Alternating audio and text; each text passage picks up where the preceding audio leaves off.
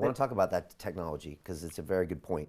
But now Italy right now, we're looking at Italy, and from what we can see and hear, the hospitals are chock full of people that are dying. There's not enough respirators, et cetera.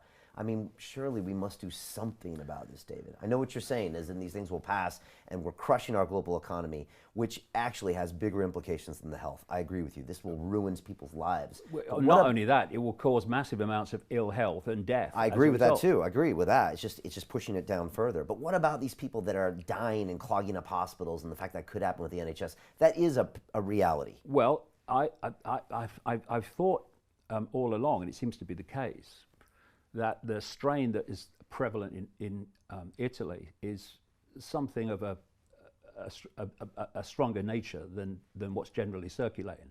And also in Iran. That's something else. Just as an aside, we have a country targeted by America, targeted by Israel, Iran, and as this virus came out of China, of all the countries in all the world, Iran got its smack worse than anyone before it started to appear in Italy. It was a little odd. And members... Could have been a coincidence. Well, I mean, you know, after 30 years, Brian, coincidences are something I have to be very, very well persuaded, because coincidences don't turn out to be so. They turn out to be made to happen. Anyway, so not only did Iran have this, what again seems a stronger strain of it, but it was killing the people within the regime at a very early stage. And you know, that's a coincidence. How many coincidences do you want? And then you have another one, you see. I mentioned that one of the problem reaction solutions that I've said in the books over the years that they were going to use to justify this Hunger Games society was a pandemic. You look at the movie Contagion, I think it was 2011. I watched it last week. It's basically coming out of China and stuff like that. Yeah, Steven Soderbergh, it's got Jude Law in there, and Gwyneth Paltrow. It's very interesting, and very well made. Yeah, but you know, I've talked to you in previous chats about something called preemptive programming, where they preempt something to put it into the subconscious mind, even the conscious mind, through Hollywood, and then suddenly it kind of happens for real. But I was sent a document from 2010 that was published by the Rockefeller Foundation.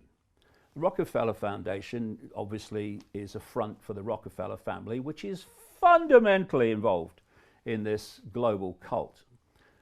In fact, the Rothschilds and the Rockefellers were the creators of the World Health Organization, which is there to control health policy and direct the perception of health in all its forms from a central point. You don't trust the WHO at all? Well, it's currently headed by a guy called Tedros from Ethiopia, who was a Politburo member in a Marxist government that's been running Ethiopia for a long time. He was health minister and was exposed 3 times for covering up cholera epidemics in Ethiopia. And now he's head of the World Health Organization telling us about the coronavirus. You will understand if I don't agree or even believe a word that comes out of his mouth. See, these organizations are not there to serve the public. They're there to serve this agenda. So who came out and said, oh no, don't touch cash, you pass on the virus, just use Tedros, same guy. He's the one that praised China for a wonderful job they did with the coronavirus and what have you. Now, this Rockefeller Foundation document was about a scenario involving a flu pandemic. And it described what would happen, that China would use authoritarian, draconian methods to meet the challenge, and then the West wouldn't basically start like that, but then would become the same. And this whole global lockdown was described in this document. And then we moved to 6 weeks before the virus came to light in China. And we had something called Event 201. This was a simulation of a coronavirus pandemic, which involved the World Economic Forum, which has its meeting every year in Davos. This is the 1%, and involved the Bill and Melinda Gates Foundation. Bill Gates, the guy that wants to vaccinate the frickin' world, and, by the way, is funding the electronic tracking of people so that the authorities know if they've been vaccinated or not, through an organization he funds called Gavi. And they ran this simulation called Event 201, in which they inserted, scenario or simulated news reports. And if you watch them, you can see it on the internet. It's just like the news reports we're seeing in the media. And they were discussing, okay, what can we do? And there was a whole area of this simulation where they're discussing how they control information. And they're saying, how do we deal with the anti-vaxxers? How do we make sure that the official narrative of the pandemic is the one that's dominating the internet and all these lines of communication, and not what they call conspiracy theories, putting another point of view. And all these things that they talked about in this scenario have happened. We've had Facebook and Google saying that they're going to make sure that, first of all, the World Health Organization version gets free advertisements, and they're going to suppress the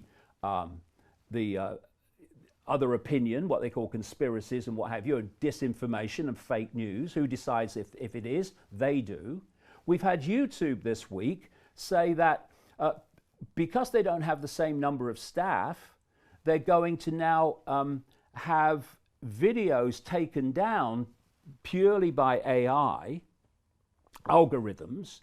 And because of that, they say a lot more videos are going to be taken down, even those that don't break what they call community guidelines. So all these things that were decided in this Gates World Economic Forum 1% simulation 6 weeks before that they should happen are happening. And that was all public information about them doing that, or you got the report about it? Okay. No. I read the actual document of the Rockefeller Foundation, its scenario, which is exactly what's played out.